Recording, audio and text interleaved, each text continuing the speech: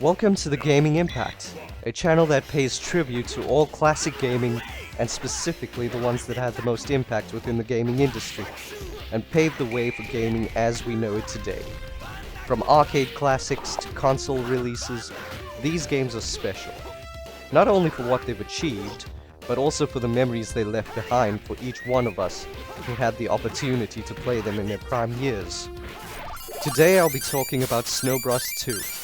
Specifically the arcade release. Released in 1994, it was the last game developed and published by Toaplan, a Japanese company best known for classics such as Tiger Heli, Slap Fight, Twin Hawk, and of course the original Snow Bros. And who could forget the now famous Zero Wing 2?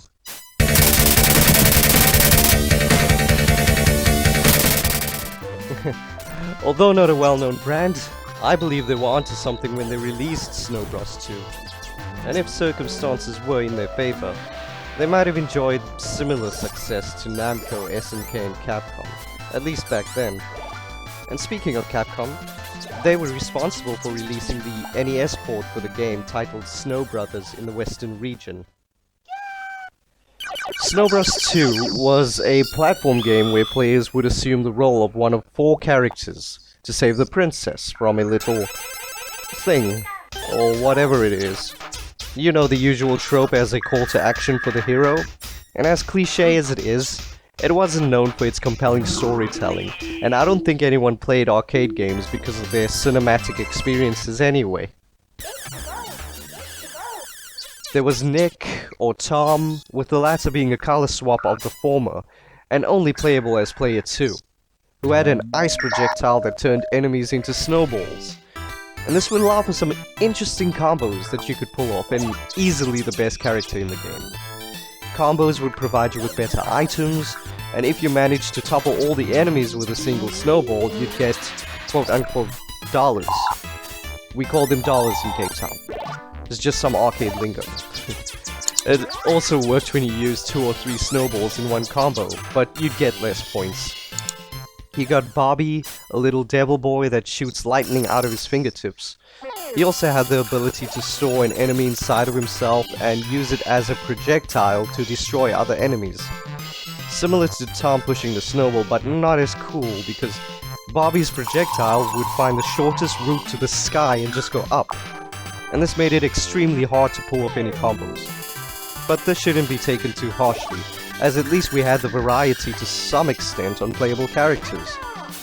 Next up we got Baby Aquaman, or Roy, who shoots out little water droplets like a short-sighted gun, and puts enemies into bubbles that when pushed sends 2 waves of water down the level in opposite directions.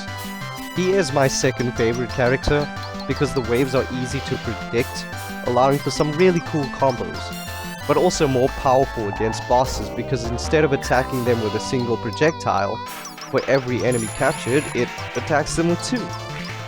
And finally we have Richard, the god of wind, come to save the princess. Similar to Bobby in both attack style and combos, but instead of lightning, he shoots out a short burst of wind from his mouth. I judge people solely on their choice of characters in Snow Bros. 2. If you're picking either Lightning Baby or Wind Boy, you must be some sort of psycho. Along the way, you'd get these character boosts in the form of alcoholic drinks, yeah.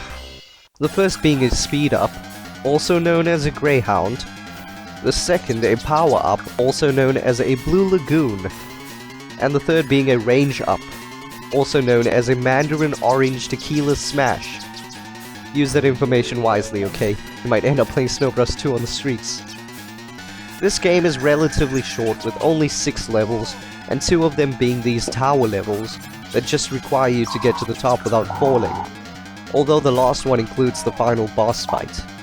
And aside from the tower levels, each level is split up into different screens with different platform layouts, allowing the player to figure out the best way to knock the enemies out to receive a combo bonus. At the end of these scrolling stages, you'd get a boss fight.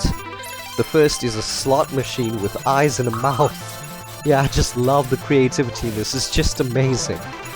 The second boss is a train with a face that shoots projectiles from his nose.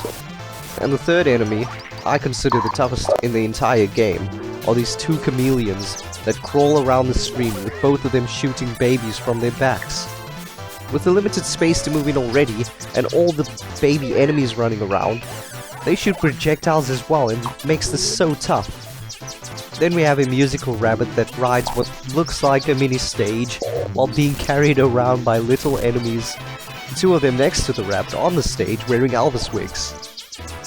Finally we get the final boss fight. And this little bastard is so predictable with his attacks, and only I would die facing this idiot. Definitely one of the easiest final bosses in an arcade game. Overall, this game was phenomenal. And what a shame that it was the final game released by Toaplan. It was common to see this machine in an arcade, and I spent lots of money on it. My hope for this game is not for it to be remade from the ground up or franchised out in some way, but for it to be preserved as a part of gaming history. It deserves this much. I'd be okay with a remaster, honestly, and at least for it to be available on different platforms and accessible in a legal sense, or in at least a way for us to show appreciation to the developers of this title. Instead, it's slowly being forgotten and disappearing into the gaming hall of echoes. I'd probably talk on the importance of emulation in the future, but this is a prime example of why it matters so much today. Well, I hope you enjoyed this video of the gaming impact. Please don't forget to subscribe and hit that notification bell, but in all honesty, I'm doing this because I love it.